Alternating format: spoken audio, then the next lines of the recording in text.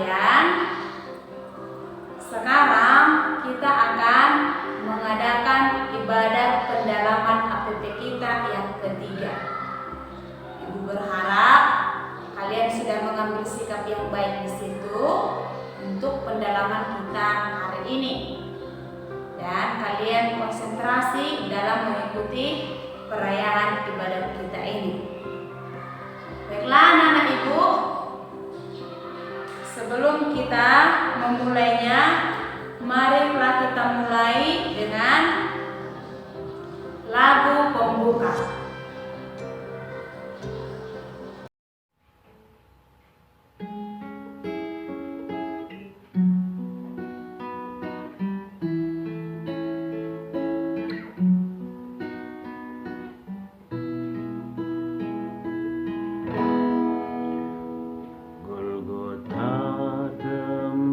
Tuhanku disalib dan dicela, agar dunia damai pula dengan Allah Khalik-Nya. Dari sanalah mengalir sungai kasih karunia bagi orang yang berdosa, yang memandang Golgota.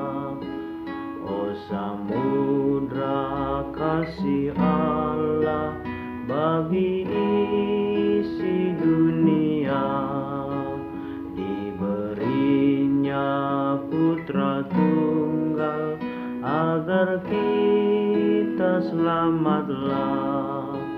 Yesus jalan kebenaran, sumber hidup yang bakal, telah berkorban bagi kita pada salib Golgota. Mari kita muliakan cinta kasih penebus. Dosa kita Dia hapus dengan darah yang kudus. Ia taat sampai mati pada salib Golgota. Kita hidup oleh Dia, puji Tuhan selamanya.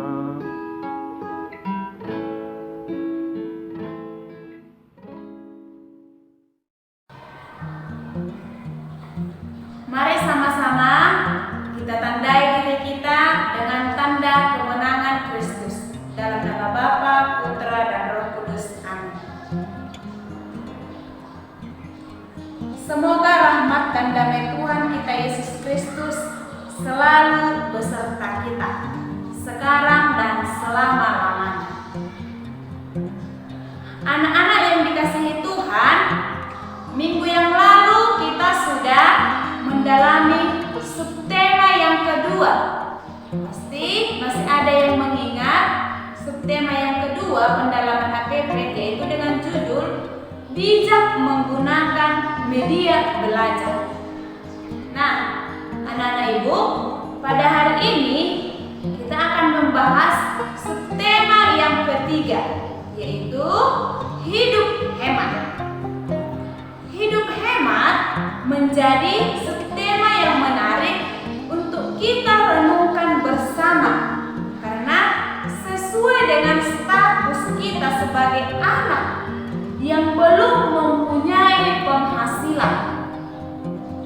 Melalui tema ini, kita diajak untuk melihat kebutuhan-kebutuhan kita di sekolah, sekaligus menata keuangan kita di rumah ataupun di sekolah. Yaitu maksudnya menata keuangan kita, contohnya diberikan orang tua jajanmu, jajan selama sekolah atau jajan selama di rumah. Jadi kamu harus pintar untuk menata keuangan itu.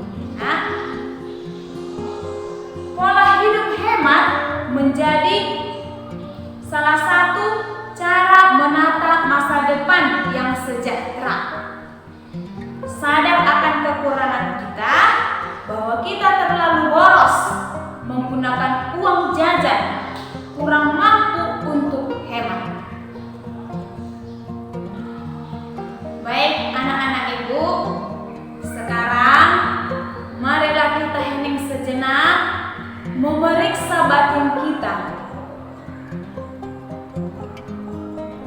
Kita menyesali dosa dan kekurangan kita dengan mengucapkan doa tobat. Allah yang Maha Rahim, aku menyesal atas dosa-dosaku, sebab patut aku Engkau hukum, terutama sebab aku telah menghina Engkau yang Maha Murah dan Maha Baik bagiku. Aku benci akan segala dosaku dan berjanji dengan pertolongan rahmat-Mu hendak memperbaiki hidupku dan tidak akan berbuat dosa lagi. Allah yang Maha Murah, ampunilah aku orang berdosa ini. Amin. Marilah kita berdoa. Allah Bapa yang Maha Baik, Engkau selalu mengajari kami, anak-anak-Mu, untuk menggunakan segala rezeki yang telah Engkau sediakan bagi kami. Engkau telah menganugerahi kedua orang tua kami rezeki yang melimpah. Namun kami sadar ya Tuhan, kami kurang bijak menggunakan yang Engkau sediakan bagi kami. Kami kurang mampu mengolahnya. Kami kurang hemat memakainya. Terangilah hati dan pikiran kami ya Tuhan, agar melalui pertemuan ini kami berusaha untuk memulai hidup hemat demi Kristus Tuhan dan pengantara kami yang hidup kini dan sepanjang masa. Amin. Sekarang anak-anak ibu, kita dalami ayat kitab suci.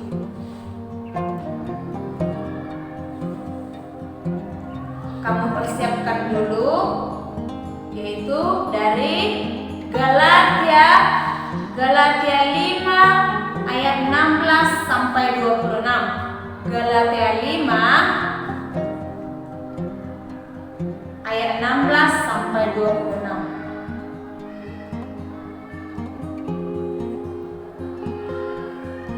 Tuhan sertamu dan sertamu juga.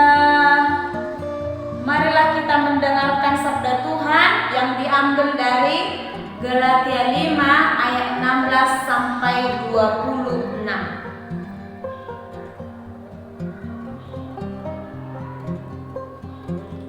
Maksudku ialah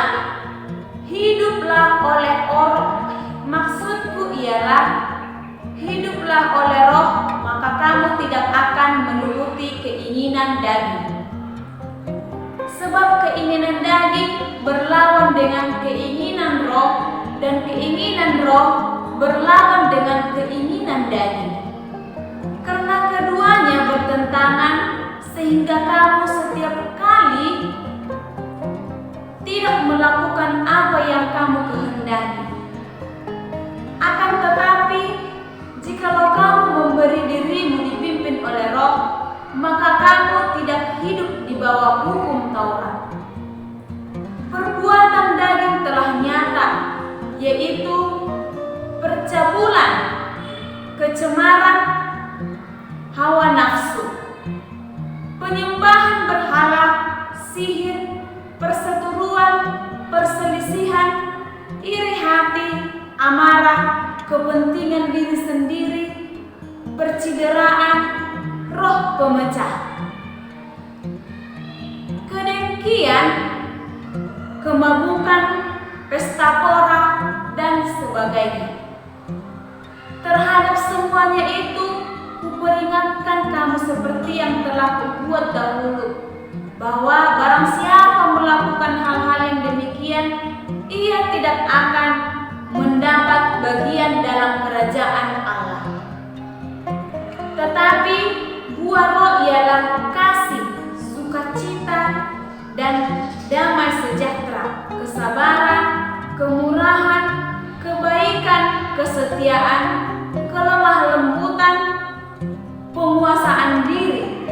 Tidak ada hukum yang menentang hal-hal itu.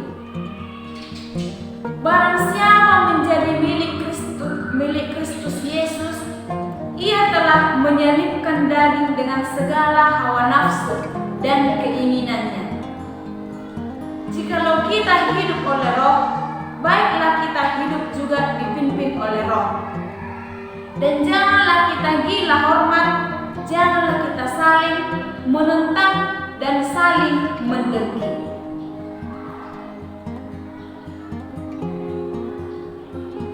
Demikianlah sabda Tuhan.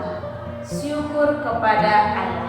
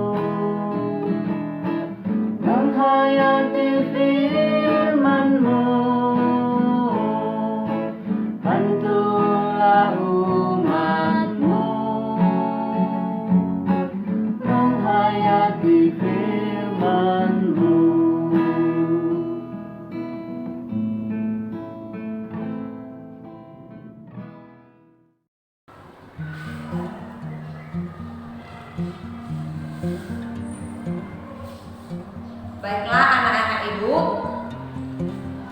yang menjadi renungan dalam bacaan hari ini itu ada dua hal penting yang perlu direnungkan dari surat Rasul Paulus di atas.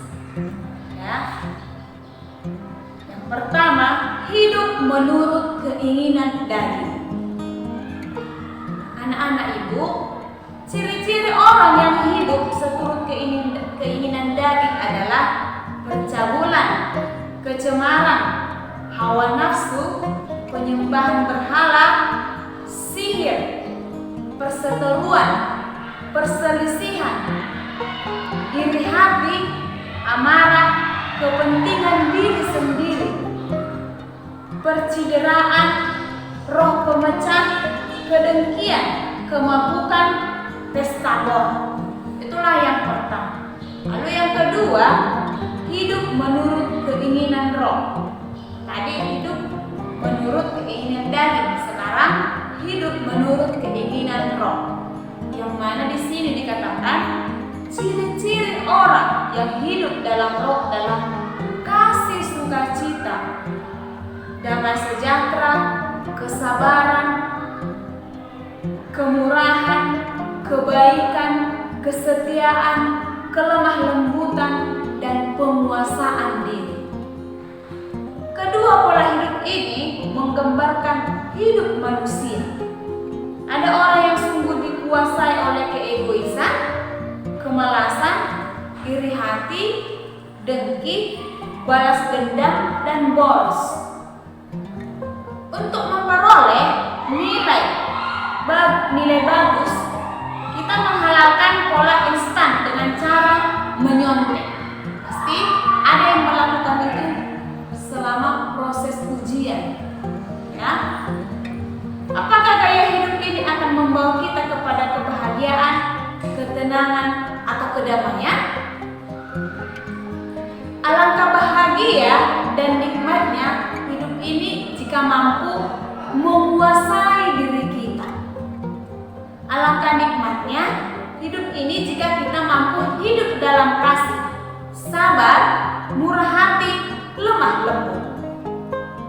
Alangkah indahnya hidup ini jika kita mampu mengelola uang yang diberikan orang tua dengan penuh pertimbangan. Uang jajan yang diberikan kadang lebih. Jika yang lebih itu mampu kita olah menjadi tabungan, maka kita akan memperoleh hasil yang positif di kemudian hari. Belajar menabung uang jajan adalah salah satu langkah menuju hari esok yang lebih baik. Orang yang terbiasa menabung, maka dia akan mampu mengolah hidupnya dan akan menghantarnya menuju kepada kehidupan yang sejahtera. Anak-anak ibu sekalian, mari belajar juga untuk menghargai kerja keras orang tua kita sendiri. Uang jajan yang mereka berikan bukan pertama-tama untuk dihabiskan, tetapi kita belajar mengolahnya sehingga pada saatnya kita mempunyai penghasilan sendiri, kita akan lebih mudah mengolahnya demi kesejahteraan hidup kita sendiri. Jadi, karena kalau ada banyak uang jajan, jangan langsung habiskan, tetapi berpikirlah untuk sedikit menyisihkan untuk hari esokmu di kemudian hari.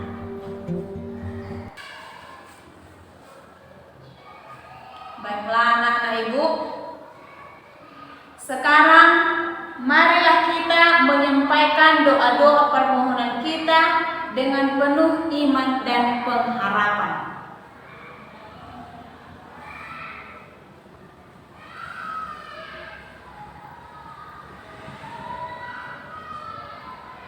Allah Bapa di surga, kami anak-anak-Mu selalu hidup dalam keinginan daging kami.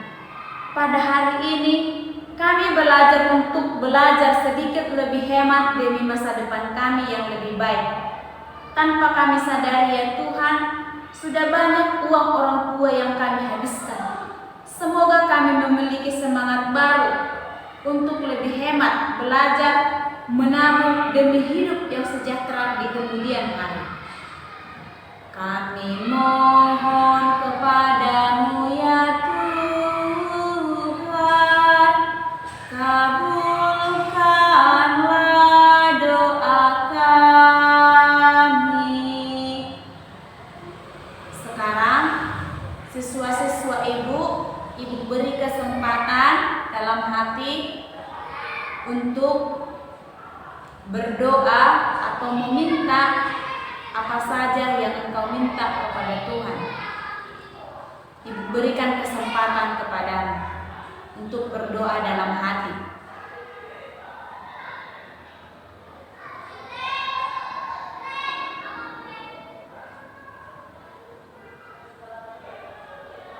Kami mohon kepadamu ya Tuhan,